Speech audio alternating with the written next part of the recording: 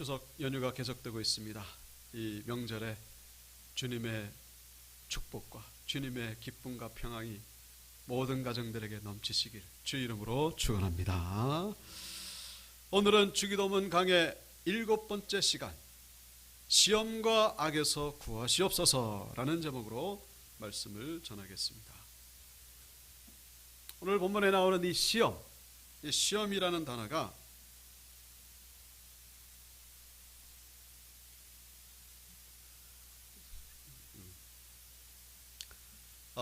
페이라스모스라고 합니다. 근데 이 페이라스모스는 두 가지 뜻이 있는데, 어떨 때는 이 유혹이라는 의미로 번역되기도 하고, 또 어떨 때는 시련, 다른 말로 고난이죠. 시련이라는 의미로 번역이 될 때도 있습니다. 이 유혹과 시련, 참 다른 의미죠. 여러분, 유혹 가운데에 안 좋은 게 있습니까? 유혹으로 보이는 건요, 다 좋은 것들입니다. 다 좋으니까 유혹이 되는 거죠. 근데 반대로 이 시련은 어떻습니까? 시련 가운데 좋아 보이는 거 있습니까? 질병이라든가 사업의 실패라든가 좋아 보이는 거 하나도 없습니다. 다 나빠 보이죠. 아주 이 극과 극의 의미를 가진 것이 바로 유혹과 시련이죠. 자, 그런데 이것을 영적으로 보면은 완전히 반대가 된다는 거예요. 영적으로 볼 때 유혹 가운데 좋은 게 있습니까? 영적으로 볼 때 유혹은요, 이건 완전히 사람을 파멸시키는 거예요. 마귀에게서 오는 것이죠. 사람을 망하게 하기 위해서 사용하는 수단이 바로 유혹입니다. 시련은 어떻습니까? 물론 예외는 있겠습니다만 우리 신앙인들에게 다가오는 이 시련은 하나님이 우리를 연단시키시기 위함이죠. 우리에게 복을 주시기 위함입니다. 겉으로 보면 이게 참 나빠 보이는데 영적으로 보면 이것이 얼마나 우리에게 복이 되는 것인지. 근데 주기도문에 나오는 이 시험은 바로 전자에 속한다라는 것이죠. 유혹의 의미를 담고 있습니다. 그래서 공동번역 성경에 보시면은 아예 유혹이라는 단어로 바꿔서 사용하고 있는 것을 보게 됩니다. 우리를 유혹에 빠지지 않게 하시고 악에서 구하소서.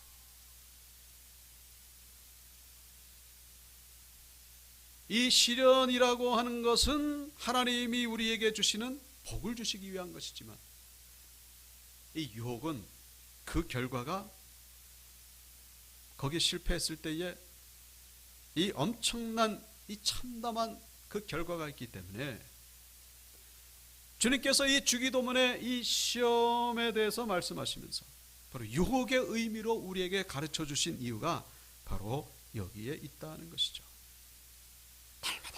날마다 우리는 이 부분을 놓고서 기도해야 된다는 것입니다. 주기도문은 하나님에 대한 기도, 사람에 대한 기도로 이루어졌다는 건 말씀드렸죠. 특별히 사람에 대한 기도 뭐뭐 있었습니까? 양식, 그리고 죄사함. 이거 얼마나 중요한지 모릅니다. 양식, 죄사함. 근데 이것들이 다 갖춰졌는데 중요한 거는 이 유혹에 넘어가면은 이 모든 것들이 다 수포로 돌아갈 수 있다. 양식과 제사함의 은혜를 받았는데 이 유혹에 넘어가면은 다 무효로 돌아가는 거예요. 유혹은 마귀가 가져다 주는 것이죠. 우리 죽을 때까지, 죽기 전까지.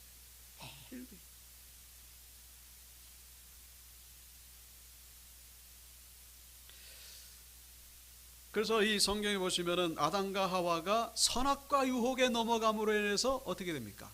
사망과 저주가 이 세상에 오게 되었죠. 다윗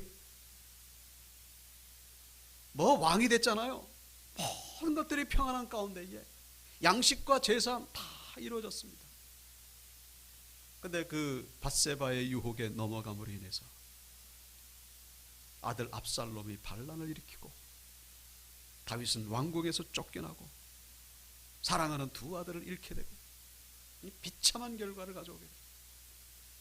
삼손도 마찬가지죠. 삼손 들릴라라고 하는 유혹에 넘어감으로 인해서 결국 두 눈이 뽑히고 나귀처럼 연자맷돌을 돌려야 했던 것을 성경은 우리에게 보여주고 있습니다. 여러분, 이러한 이야기는 성경에 나오는 이야기로 그치는 것이 아니라 우리의 현실 삶 가운데 그대로 일어나는 일이라는 사실을 우리가 절대로 잊어서는 안 된다는 것입니다. 날마다 그래서 우리가 살아가는 이 세상은 전쟁터다. 전쟁터입니다. 총과 칼의 전쟁만 있는 게 아니죠. 나라끼리 무슨 무역으로 경제 전쟁도 있기도 하고 생존 경쟁도 있지 않습니까? 그런데 그것보다 더 치열하고 더 근본적인 전쟁, 성경은 바로 영적인 전쟁을 말씀하고 있습니다. 그래서 우리의 씨름은 혈과 육을 상대하는 것이 아니요 통치자들과 권세들과 이 어둠의 세상 주관자들과 하늘에 있는 악의 영들을 상대함이라 라고 말씀하고 있습니다. 우리의 전쟁은 이 사탄과의 전쟁이라고 말씀하고 있죠. 계시록 16장 14절에도 그들은 귀신의 영이라 이적을 행하여 온 천하 왕들에게 가서 하나님 곧 전능하신 이의 큰 날에 있을 전쟁을 위하여 그들을 모으더라. 하나님 곧 전능하신 이의 큰 날의 큰 날, 하나님의 큰 날, 하나님의 큰 날이 뭡니까? 그 최후의 심판 날이에요. 종말의 날이죠. 그러니까 종말이 가까울수록 이 마귀의 이 전쟁은 더욱더 치열해진다는 거예요. 마귀가 그것을 알고서 어디로 갑니까? 땅에 내려가 가지고 그들을 모으더라.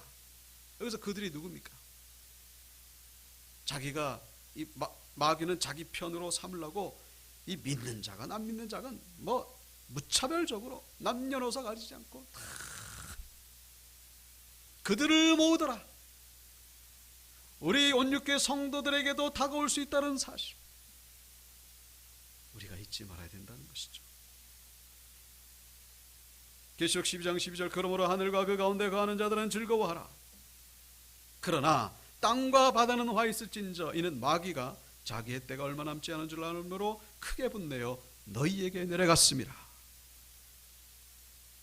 마귀는 이 심판날에 자기가 불못에 떨어질 것을 압니다.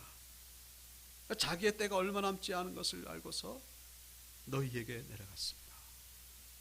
이 세상에 와가지고 믿는 자들, 안 믿는 자들 무차별적으로 그냥 자기 혼자 불못에 떨어지는 것이 크게 억울해가지고 어쩌든지 물귀신 작전, 한 사람이라도 더 함께 불못에 떨어지게 하기 위해 가지고 우리를 미혹하고 유혹하고 있다라는 사실.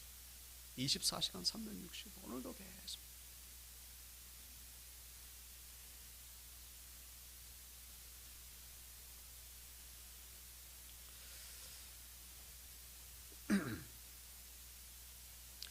오늘 우리가 이 본문에 보시면은 악에서 구하시옵소서, 이 악에 보시면은 반가로 3번이 나옵니다.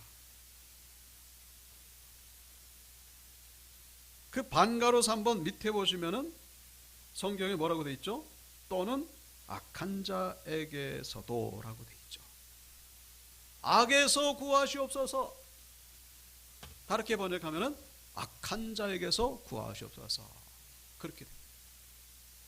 그 악이라고 하는 것은 좀 추상적인 그런 단어죠.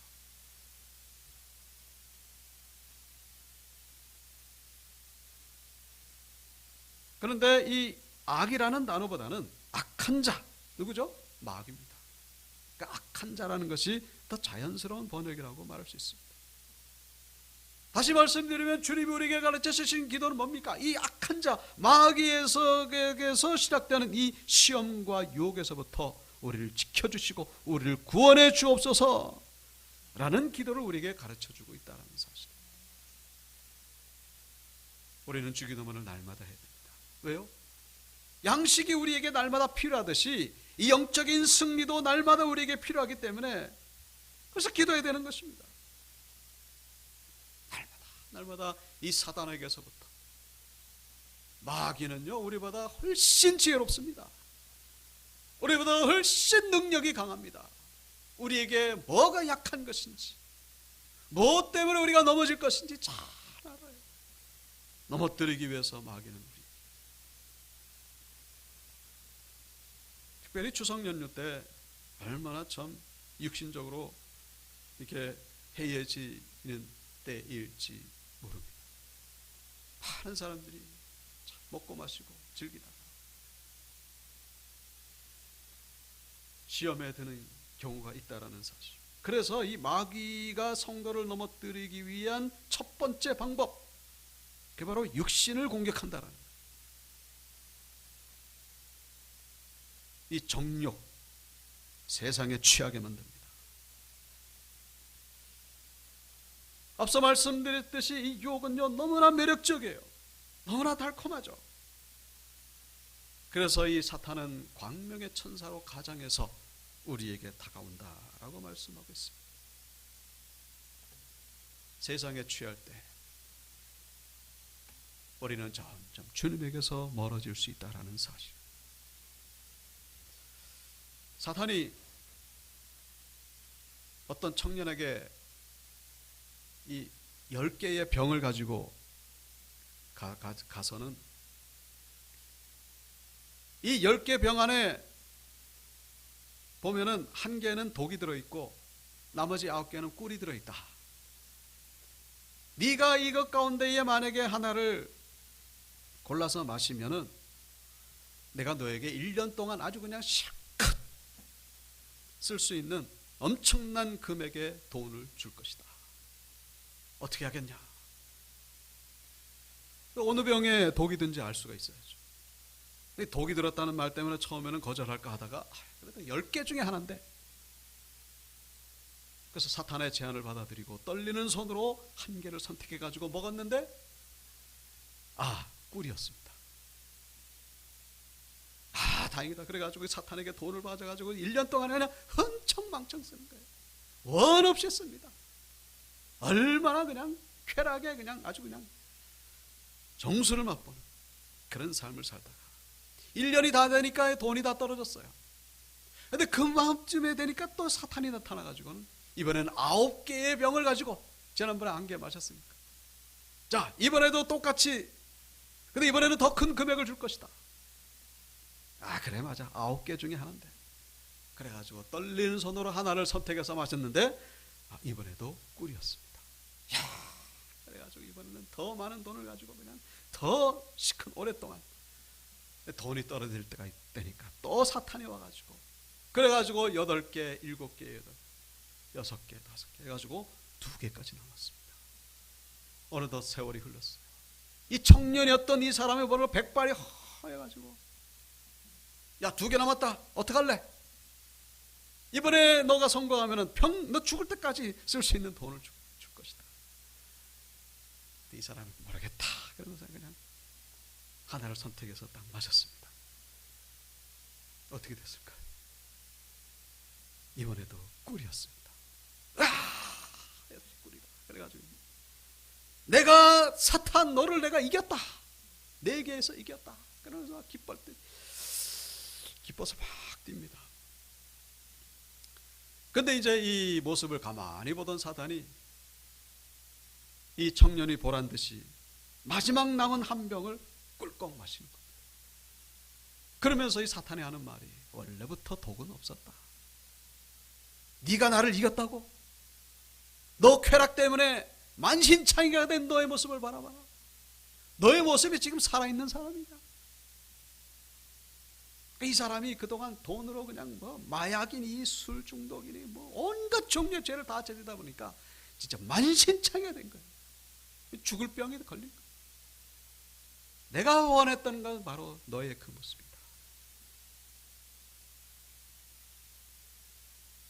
그리고 이제 나와 함께 영원히 고통이 사라지지 않는 지옥으로 함께 가자, 그러면서 끌고 갔다고 하는 그런 이야기가 있습니다. 여러분, 이야기가 우리에게 주는 메시지가 뭡니까? 우리가 세상에 살면서 금욕하고 뭐 즐기는 것을 끊어버리고 그것을 말씀드리는 것이 아닙니다. 우리가 세상에 취하다 보면, 세상에 빠지다 보면 우리는 점점 진리에서 멀어지고, 세상과 가까워지면 가까워질수록 우리는 점점 하나님과 멀어지게 된다는 사실, 사탄은 우리의 육신의 정욕을 이용할 수 있다는 사실, 이는 세상에 있는 모든 것이 육신의 정욕과 안목의 정욕과 이성의 자랑이니 다 아버지께로부터 온 것이 아니요 세상으로부터 온 것이라. 우리가 경계해야 될 대상이 바로 이 세상이라. 우리는 세상 속에 소금과 빛으로 살지만 우리는 늘 경계하면서 살아야 된다. 홍수 전에 노아가 방주에 들어가던 날까지 사람들이 먹고 마시고 장가들고 시집가고 있으면서 홍수가 나서 그들을 다 멸하기까지 깨닫지 못하였으니 인자의 임함도 이와 같으리라. 주님이 오시기 전에 이 사람들이 사는 거 완전히 세상에 빠진 거예요. 여러분, 술에 취하면요 이성이 마비가 되잖아요. 세상에 취하면은 그렇게 된다라는 사실.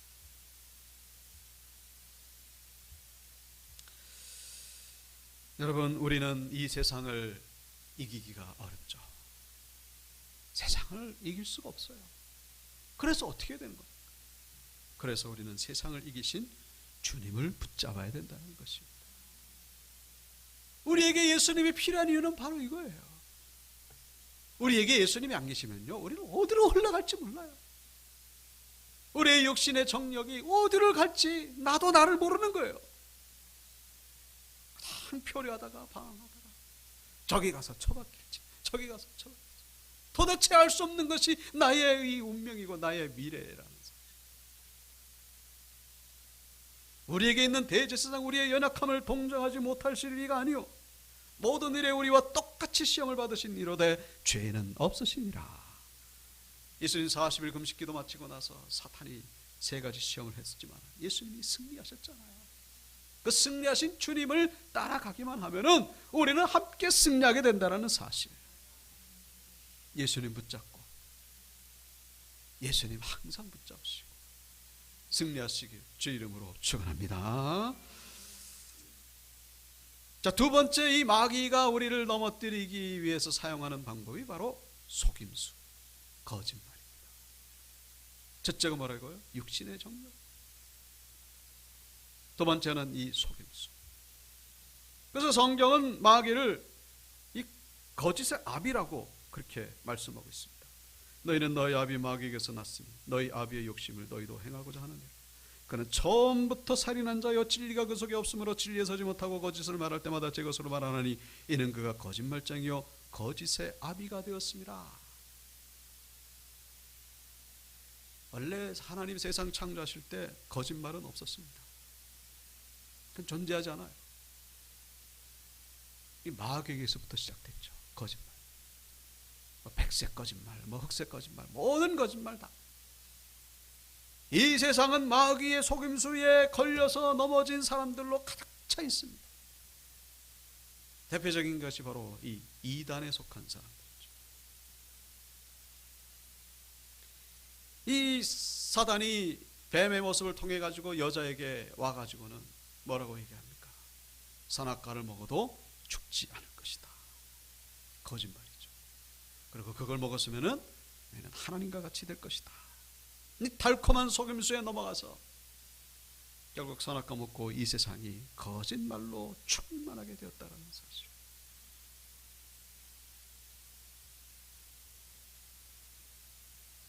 여러분, 이단 많죠. 신천지 안성호 하나님의 교회, JMS 정명서, 피지로 집단 이민간 신옥주, 브라질로 집단 이민간 박명호, 돌나라 석국이라고 요즘 또 TV에 나옵니다만 만민중앙교회 이재롱 목사. 언젠가 CBS에서 방영하는 그 이단의 계보에 대한 내용을 제가 본 적이 있습니다만 우리나라의 대표적인 이 이단 2기둥이 있습니다. 물론 독립 그 교단도 독립 교단 이단도 있습니다만 대표적인 것이 바로 이 천부교 박태선 그리고 통일교회의 문선명입니다. 이 박태선과 문선명에서 갈라져 나온 그 지파, 그 지류, 아류들이 지금 한국에 그냥 다 퍼져 있죠. 박태선에서 나온 대표적인 집단이 바로 신천지고 그리고 문선명에서 나온 대표적인 집단이 바로 정명석. 우리나라는 우리나라만큼 이렇게 이단이 많은 나라도 없는 것 같아요. 이단 종합 그 백화점 같아요. 자칭 예수, 자칭 하나님, 우리나라만큼 많은 나라가 없어요. 그런데 그걸 기억하시기 바랍니다. 명품에는 짝퉁이 있다. 싸구려는 짝퉁이 없죠. 짝퉁이 있다는 것은 명품이라는 얘기입니다. 이슬람에 이단이 있나요? 불교에 무슨 이단이 있습니까? 그런 얘기 못 들어보셨죠? 이단이 많은 이유는 이렇게 정통 기독교를 무너뜨리기 위한 사단의 전략이라는 속임수죠. 거짓말. 참 흥미로운 것은 우리나라의 그 가짜 재림 예수들끼리 자기들끼리 서로 싸운다. 그 구인회라고 하는 사람이 있습니다. 재림 예수 그래가지고 나는 길이요, 진리요, 생명이요, 부활이요. 자칭 재림 예수라고 외치다가 1976년도에 34살의 나이로 죽은 이 구인회. 그 밑에 재림 예수님의 묘라고 되어 있죠. 구인회의 묘입니다. 근데 그 추종자들이 아직도 있어요. 그래가지고 이 추종자들이 그 신천지 그 본부 앞에 가가지고 그 플랜카드 그 나오죠. 신천지 총회장은 보혜사가 아닙니다. 진짜 보혜사 재림 예수를 영접하십시오. 우리가 진짜 재림 예수다. 재림 예수끼리 싸움이 붙은 거. 우리 나와서 토론 배틀하자. 그래가지고 이제 성사가 되지 않았다고 합니다. 하는 얘기가 개그 콘서트가 없어진 이유가 바로 이런 사람들 때문이다라는 그런 얘기가 있는데 맞는 말인 것 같습니다. 뭐 웃기지도 않죠. 우리가 진짜 재림 예수다. 우리가 진짜 재림 예수다. 성경은 이러한 상황에 대해서 말씀하고 있죠. 그때 사람이 너에게 말하되 보라 그리스도가 여기 있다 혹은 저기 있다 하여도 믿지 말라. 거짓 그리스도들과 거짓 선지자들이 일어나 큰 표적과 기사를 보여 할 수만 있으면 택하신 자들도 미혹하리라.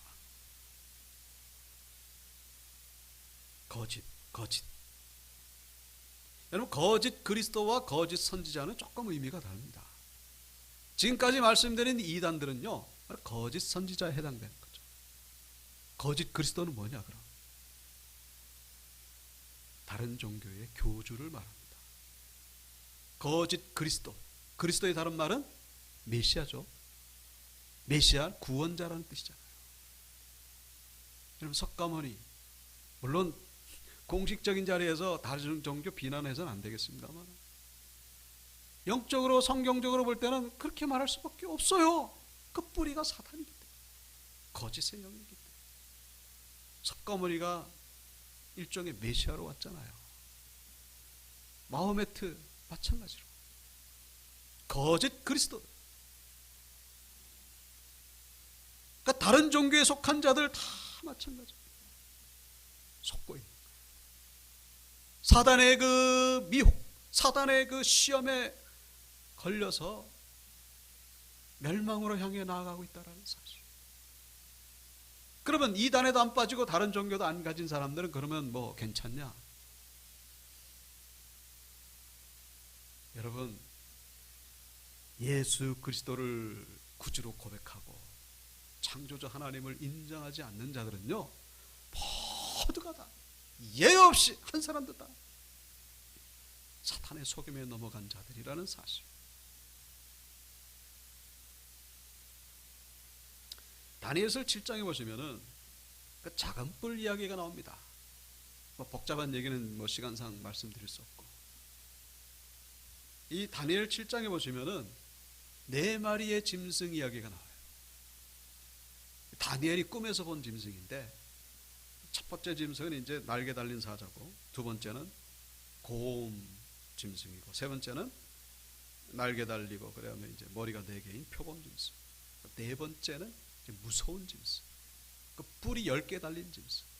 그 4개의 짐승은 뭐냐? 바로 이 역사를 얘기하는 거예요. 인류 역사.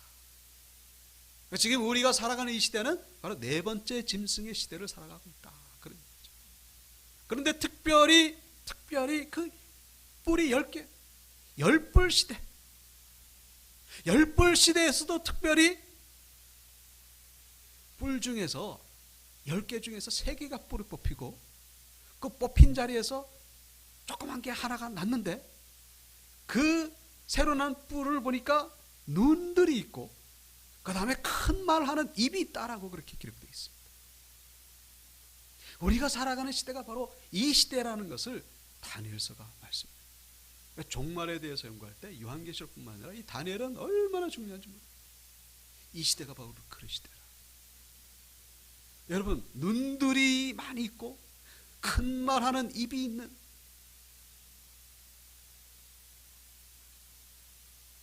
이 작은 뿔에는 사람의 눈 같은 눈들이 있고, 또 뭐가 있어요? 입이 있어 큰 말을 하였더라. 눈이 의미하는 게 뭡니까? 그 지혜거든. 지혜. 눈은 지혜를 말합니다.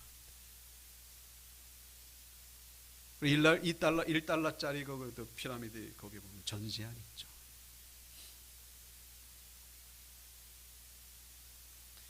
그 다음에 이 큰 말, 이 큰 말은요, 이 참남된 말이다 그렇게 얘기해요. 참남된 말. 무슨 얘기냐? 바로 하나님이 없다 그렇게 얘기해요. 내가 바로 하나님이다 그 얘기를 하는 그 말. 이 큰 말은 좋은 의미가 아니라 이건 저주받은 말이에요.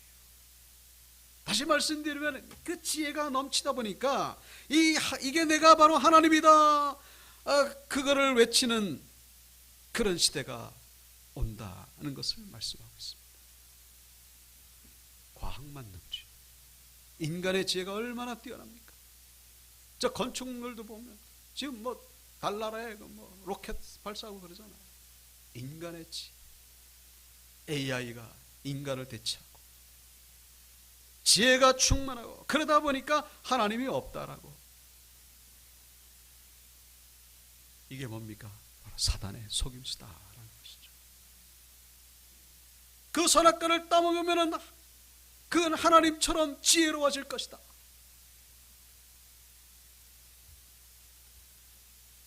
여러분, 이단에도 속하지 아니하고 다른 쪽에도 속하지 않은 모든 사람들, 자기의 지혜를 믿고 살아가고 있습니다. 그게 바로 사단의 시험에 든 자들이라는 사실. 사단의 속임수에 넘어간 자들, 오직 예수 그리스도를 구주로 고백하고 창조주 하나님을 아버지로 고백하는 자들이 아니고서는 모두가 다. 여러분, 집에 가서 가만히 생각해 보십시오. 도대체 세상이 어떻게 해서 생겨났는지, 이 생명이 어떻게 해서 생겨났는지, 성경을 떠나서라도 답이 없어요. 답이. 오직 창조주 하나님만이 우리의 유일한 답이 된다는 사실. 하나님을 부인하고 예수 그리스도를 부인하는 것, 그게 바로 사단의 속임수라는 사실. 자기가 제일이에요. 그냥 자기 휴머니즘, 인본주의, 인간이 제일이다. 하나님이 어디 있어? 그냥 살아가는 거죠. 여러분, 그 모든 것들로부터 이기게 해달라는 기도가 바로 주기도문이라는 사실. 날마다 우리는 이 영적 전쟁에서 승리해야 된다는 거예요. 그래서 결론적으로 뭡니까? 그래서 깨어서 기도하는 수밖에 없다는 것이죠. 기도하는 거예요.